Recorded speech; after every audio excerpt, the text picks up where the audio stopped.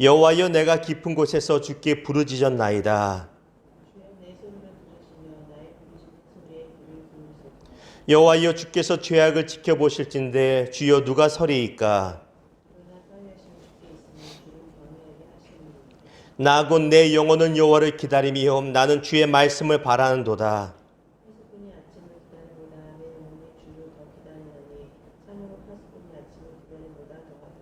이스라엘아 여호와를 바랄지어다. 여호와께서는 인자하신가 풍성한 속량이 있음이라. 여호와여 내 마음이 교만하지 아니하고 내 눈이 오만하지 아니하며 내가 큰 일과 감당하지 못할 놀라운 일을 하려고 힘쓰지 아니하나이다.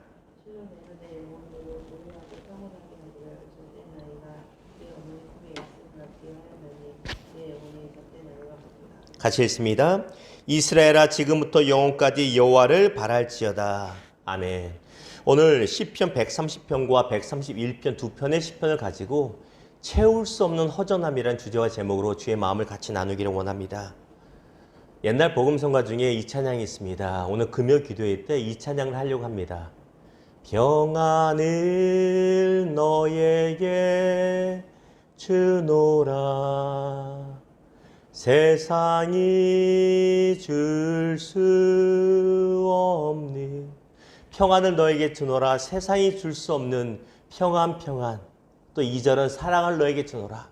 세상이 줄 수 없는 평안과 사랑을 주님이 우리에게 주신다라고 말씀하셨죠. 이 찬양할 때마다 얼마나 참 마음이 따뜻해지고 위로받았는지 모릅니다. 어제 아내와 그런 이야기를 한 적이 있습니다. TV를 보면서 저 연예인도 이미 이 세상에 지금은 없는데, 며칠 전에도 저 연예인도 지금은 이 세상에 없는데, 사고로 돌아가신 분도 있지만 스스로 목숨을 끊으신 연예인들이 적잖이 많습니다. 이게 유행처럼 되어서 그냥 쉽게 끊었다는 말, 물론 본인들은 굉장히 어려웠을 것입니다만 너무나 많이 좋은 분들이 돌아가신 것을 보게 됩니다. 왜 그랬을까요? 저 정도 잘생기고 저 정도 예쁘고 저 정도 연기 잘하고 저 정도 인정받고 저 정도 사랑받으면 죽을 이유가 없을 것 같은데 왜 스스로 목숨을 끊었을까요? 여러 가지 이유가 있겠지만 병도 있을 수 있습니다. 우울증이나. 그러나 근본적으로 그 마음에 무엇? 채울 수 없는 허전함이 가득하다는 것입니다. 빈 공간이 있어서 세상 사람들이 잘한다, 이쁘다, 잘생기다, 연기 잘한다 한다 할지라도 누구만이? 오직 주님만이 채워주셔야 하는 그 빈 공간, 그 허전함이 있다는 것입니다. 우리 안에도 있습니다. 아무리 많은 것을 가지고 얻는다 할지라도 돌아서면 허전합니다. 그러지 않습니까? 사랑하는 성도 여러분, 우리 안에 이 채울 수 없는 허전함이 있습니다. 오늘 우리 성령께서 채워주시기를 주님의 이름으로 축복합니다. 자, 오늘 두 편의 말씀이 그 두 부분을 하나의 주제를 다루고 있습니다. 시편 130편은 성전에 올라가는 노래라고 하는데 작자 미상입니다. 누가 지었는지 모릅니다만 시편에 나오는 참회시, 회개시 중에 한 편인데 그런 맥락에서 보면 앞에 있는 목사는 다윗이 짓지 않았겠는가라고 혼자 추측을 해봅니다. 저뿐만 아니라 적잖은 학자들도 동일하게 그렇게 생각할 것입니다. 왜? 내용 자체를 보면 죄악 중에 내가 죄를 통해서 범죄를 통해서 원하는 걸 얻었습니다. 그럼에도 불구하고 은혜가 되지 않고 마음에 허전함이 있고 오히려 괴롭습니다. 그래서 시편 130편을 보십시오. 주여 내 소리를 들으시며 나의 부르짖는 소리에 귀를 기울이셔서, 이게 뭘 달라고 하는 것이 아니라 응답하셔서 이게 아니라 아무리 마음속에 내 죄를 통해서 채운다 할지라도 잘못된 방법으로 채운다 할지라도 하나님 주시는 은혜만도 못하는 겁니다. 그래서 간구하는 겁니다. 하나님 내게 구원의 은혜를 회복시켜 주시고 주님이 함께 하신 그 은혜를 회복시켜 주십시오. 누가 그랬습니까? 다윗이 그러지 않았습니까? 바세바를 취하고 나서 모든 것을 얻은 것 같았지만 그 마음은 하나님과 멀어져서 채울 수 없는 허전함을 인하여 괴로워 하나님께 부르짖었던 것을 우리가 보게 된다는 것입니다. 그래서 4절에 그러나 사유하심이 주께 있음은, 죄를 용서해 주신 것이 주께 있음을 주를 경외하게 합니다. 죄 가운데서 허전함을 채울 수 없던 사람이 하나님의 은혜를 사모하며 부르짖는 것이 바로 시편 130편입니다. 6절 보십시오. 파수꾼이 아침을 기다림보다 내 영혼이 주를 더 기다리나니 참으로 파수꾼이 아침을 기다림보다 더하도다. 군대에 있을 때 불침번이라고 서고 또 밖에 나가서 보초를 서면 가장 기다리는 게 시간이 빨리 지나라. 들어가 조금이라도 더 자고 싶다. 아침이 빨리 왔으면 좋겠다. 이걸 소망하거든요. 그 마음이 간절한데 이 시편의 저자가 누군지 정확히 몰라도 그 마음이 있는 겁니다. 죄 가운데서 내가 얻을 거 얻었다고 생각했지만 주의 은혜가 아니니 그냥 허전하고 괴로울 수밖에 없습니다. 주님, 이런 거 다 다시 내려놓겠습니다. 하나님 은혜를 사모합니다. 하나님만이 내가 채워줄 수 있습니다. 히브리서 11장에 보았더니 우리가 잘 아는 모세의 모습이 나옵니다. 모세에 대해서 이렇게 세 구절로 말하기를 뭐라고 말하냐면 그는 왕자로서 모든 것을 누릴 수 있었으나 죄악된 삶을 왕자로서 죄악된 삶을 누리는 것보다 잠시 누리는 것보다 고난받고 하늘나라의 상 주시는 것을 바라보는 것이 더 귀해서 죄악된 삶을 벗어나 고난을 받았다라고 말하고 있습니다.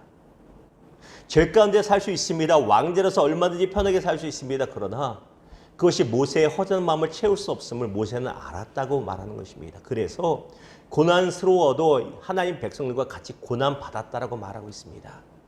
사랑하는 성도 여러분, 죄 가운데 잘못된 방법으로 내 걸 채울 수는 분명히 있습니다. 그러나 내 마음의 허전함까지는 채울 수 없음을 기억하시기를 주님의 이름으로 축원합니다. 이 허전함은 어떤 것도 채울 수 있는 것이 아니라 오직 하나님의 은혜, 성령의 은혜만이 채울 수 있다는 것입니다. 자, 시편 131편도 동일한 맥락에서 볼 수 있습니다. 시편 131편은 다윗의 시라고 분명히 말하고 있습니다. 그런데 2절을 보십시오. 실로 내가 내 영혼으로 고요하고 평안하게 하기를 젖된 아이가 그의 어머니 품에 있음 같게 하였나니 내 영혼이 젖된 아이와 같도다. 다윗은 모든 것을 가졌던 왕입니다. 그는 충분히 자랑할 수 있고 그 삶의 모든 것을 채울 수 있습니다. 그런데 그가 무엇을 말합니까? 내 인생에서 가장 중요한 것은 내가 젖된 아이가 엄마 품에서 평안을 누린 것처럼 하나님 품 안에서 평안 누리는 게 그게 가장 좋은 거고 내가 소망하는 거라고 말하고 있습니다. 힘이 있습니다. 재물이 있습니다. 지혜가 있습니다. 인기가 있습니다. 그런데 그 마음에 허전함을 채울 수 없다는 것을 그는 잘 알았다는 것입니다. 인생을 살아보며 신앙생활을 오래 하다 보니 깨닫는 것이 무엇입니까? 세상이 줄 수 없는 평안함, 이건 주님만이 줄 수 있고 성령님만이 줄 수 있는 평안함이 있다는 것이에요. 그게 없으면 마음에 평안함이 없다는 것입니다. 그래서 다윗이 고백합니다. 1절에 주님, 내 마음이 교만해서 내가 위대하고 큰 일만 하려고 하지 않겠습니다. 이런 것만 하려고 했더니 내 마음이 오히려 더 허전하고 구멍이 커져갑니다. 그래서 결국 내 마음이 궁극적으로 소망하는 것은 하나님이 내 마음 채워주시기를, 하나님 안에서 내 마음이 채워지기를 무엇으로? 말씀과 기도를 통해서 이걸 채워주기를 그들이 다윗이 소망했다라는 것입니다. 저나 여러분이나 새벽마다 예배 드리며 깨닫는 일상의 비밀이 무엇입니까? 새벽 예배 하루 드리는 것과 안 드리는 날 마음의 상태가 많이 다릅니다. 그렇지 않습니까? 무언가 새벽 예배 같이 말씀을 나눠서 말씀을 통해 전하는 종이나 듣는 종들이 같이 말씀을 새기고 짧게나 아니면 길게나 기도함으로써 우리 마음 가운데 성령님을 의지하고 시작하는 하루와 그것이 없는 하루는 너무나 다르다는 것을 우리는 느낍니다. 이것이 기독교의 신비 중에 하나 아닙니까? 왜? 우리가 하나님을 바라고 소망함으로써 하나님의 은혜가 우리 안에 채워지는 삶과 그렇지 않은 삶은 너무나 다르다는 것입니다. 사랑하는 성도 여러분, 세상에 많은 일이 큰일이라는 것도 중요하지만 가장 기본적인 말씀과 기도를 통하여 주의 은혜로 성령의 충만함으로 채워질 수 있는 우리의 빈자리 되기를 주님의 이름으로 축복합니다. 말씀을 맺겠습니다.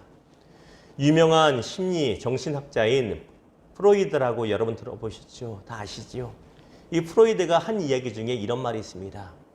본인이 병자들, 이 마음의 병이 있는 분들을 고치다 보니까 나타나는 특징 중에 하나가 부자들이 가난한 사람들보다 병 고치기가 훨씬 수월하다는 것입니다. 왜 그런지 아십니까? 단지 부자가 돈이 많기 때문에 치료비를 잘 내서 병이 치료받는다, 그 의미가 아닙니다. 마음의 병은 돈이 많다고 치료되는 것이 아니잖아요. 암이나 이런 것이 아니기 때문에. 그런데 왜 그렇게 말했을까요? 본인이 부자 환자도 대해보고 가난한 환자도 치료해 보니까 부자들은 깨닫는 것이 있답니다. 무엇을? 아무리 많이 가져도 내 인생의 허무함을 채울 수 없다는 것을 깨닫는다는 것이에요. 부자들이 이미 많이 가져봤습니다. 그럼에도 많이 있음에도 더 하는 마음, 그 허전함 때문에 병이 들었고, 더 가져도 어쩔 수 없구나. 이걸 깨달아서 치유가 빨리 된답니다.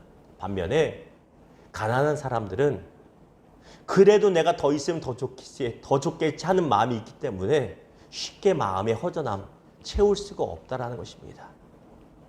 여러분은 어떻습니까? 저 또한 어쩌면 그런 후자의 마음일 수 있습니다. 왜? 누군가 그럽니다. 목사님, 교회가 크고 성도가 많은 것은 별로 중요한 게 아니에요. 다 주님께 볼 때는 귀하고 아름다운 목회입니다. 예, 아멘입니다. 하지만 제 속마음은 어떨 때가 있냐면 그래도 일단 커보고 그런 얘기를 해봅시다 라고 할 때가 있습니다. 당신은 이미 엄청 크니까 그런 얘기 할 수 있지 라는 생각을 할 때가 있습니다. 동일합니다. 헛된 것인 줄 알면서도 헛된 것으로 우리의 허전함을 채우려는 우리의 시도, 오히려 우리의 허무함과 공허함을 더 크게 늘릴 뿐입니다. 사랑하는 성도 여러분, 우리 안에 채울 수 없는 허전함은 세상의 것을 성취한다고 채워지는 것도 아니고 세상의 것을 가득 채운다고 채워지는 것이 아닙니다. 오직 주의 은혜가 필요합니다. 주의 능력이 필요합니다. 성령 하나님의 만져주심이 필요합니다. 그러므로 이 새벽에 주의 말씀으로 채우시고 오늘 하루 말씀으로 채우시고 또한 기도로서 우리의 심령을 채워갈 수 있는 주의 은혜로 꽉 찬 빈자리 없는 저와 여러분의 평온한 심령 되기를 주님의 이름으로